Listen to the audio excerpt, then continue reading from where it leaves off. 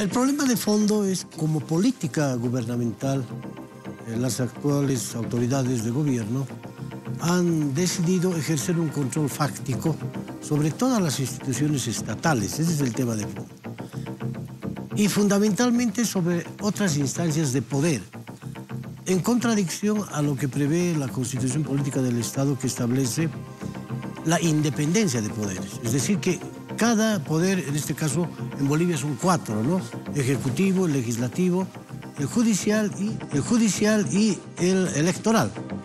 El órgano electoral tendría que haber actuado en toda esta parte que le compete, es decir, la parte electoral, ¿no?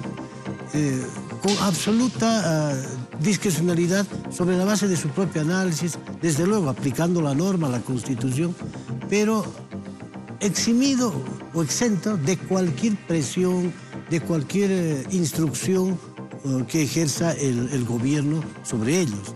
Pero eso no se ha dado, pero no tiene por qué ser novedad, porque si tú como periodista lanzas una mirada rápida al conjunto de entidades del Estado, no hay una sola que sea independiente. Es decir, formalmente sí, pero en los hechos fácticos, ¿será independiente el Tribunal Constitucional? No.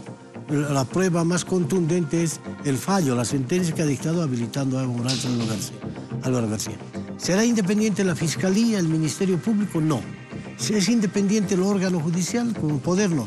El legislativo tampoco, porque con los 2/3 afines al gobierno, ellos definen todo lo que emana como instructivo desde el propio Palacio de Gobierno. Entonces, en ese contexto, el órgano electoral ha recibido una sistemática presión, agresión del gobierno y ha ocasionado hasta este momento la denuncia de profesionales idóneos, como el caso de la expresidenta Katia Uriona, el caso del Exeni, el caso de ahora de la doctora Dunia Sandoval. Aquí yo le expreso mis respetos públicamente. Pero es que no ha denunciado ella por desinteligencias coyunturales, circunstanciales con otros vocales.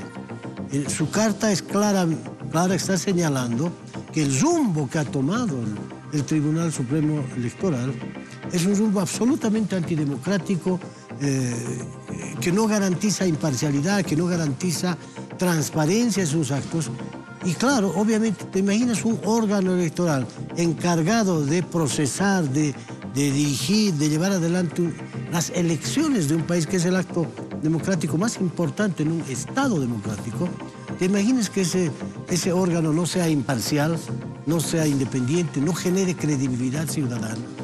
Entonces hay que analizar el problema en esa dimensión. Y por eso es que nosotros también, porque no solo el problema de los políticos, no es un tema de oposición o oficialismo, es un tema donde la ciudadanía, donde la población, la sociedad civil, hace mucho tiempo ya viene exigiendo las denuncias especialmente de 5 vocales, la presidenta y 4 vocales que han demostrado de manera ya ostensible, contundente, una vinculación, subordinación al órgano político, es decir, al órgano ejecutivo. Y entonces, ¿qué garantía tiene? Ya no pensemos en los partidos, no pensemos en esa dicotomía oficialismo-oposición. Pensaremos en el conjunto de la población boliviana que tiene derecho a que las instituciones estatales estén integradas por las personas más idóneas. ¿Qué significa idoneidad? Que tengan, para empezar, credibilidad ciudadana, que la gente confíe en ellos e inspire respeto a su conducta. Eso no está pasando. O sea, ¿quién va a creer en ese órgano electoral, no? Cuando, mire, el domingo fueron las elecciones primarias, el lunes en la noche ya la presidenta, eso no lo conoce la prensa, estaba rindiendo cuentas ante el presidente de este país en la Casa del Pueblo, en la noche. Obviamente la prensa no se enteró porque fue una reunión semiclandestina, si tú quieres. Eduardo, si nos permite, estamos en contacto con nuestros compañeros de Santa Cruz. Mercedes Guzmán está atenta a esta entrevista y tiene también consultas. Adelante, Mercedes, buenos días.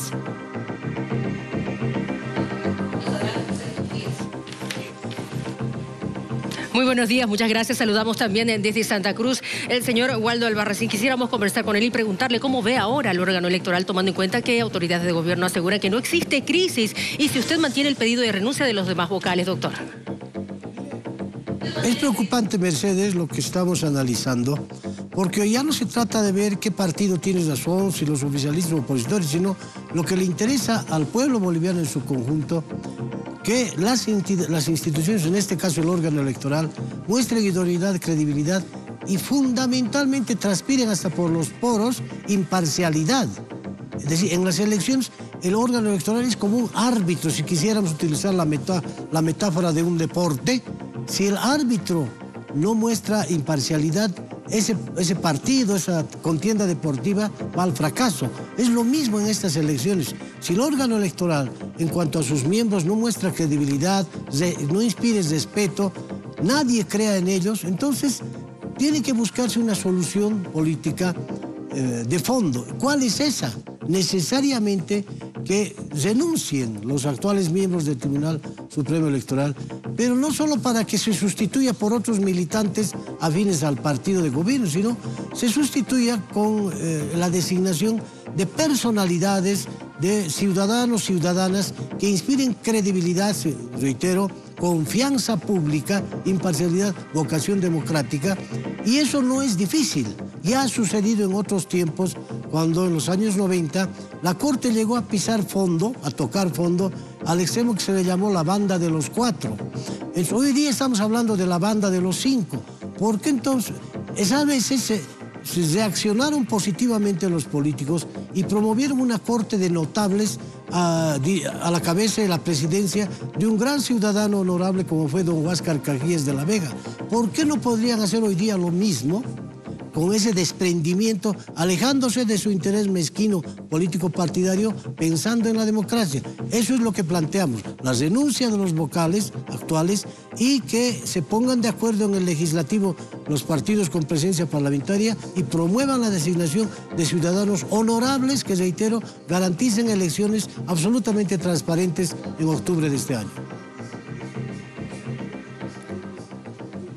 Bueno, ahora sí nos queda claro cuál sería el procedimiento según su percepción. Le agradecemos, doctor Waldo Albarracín, por conversar con nosotros. De igual manera, a Luciana Acosta por permitirnos este contacto. Continuamos acompañando la entrevista. Gracias, Mercedes. Y nosotros vamos a continuar acá desde la sede de gobierno.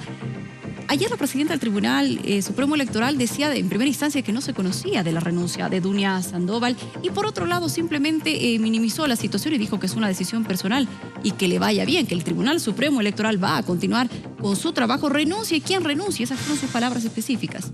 Está bien que siga trabajando, el problema es cómo trabaja, porque si va a continuar con esa actitud sumisa, entregando prácticamente la integridad institucional del órgano electoral hacia los instructivos políticos del partido de gobierno, reitero, es la democracia la que se siente afectada y al afectar la democracia se afectan los derechos de un pueblo, de todo un pueblo. Aquí ya no se trata de colores políticos.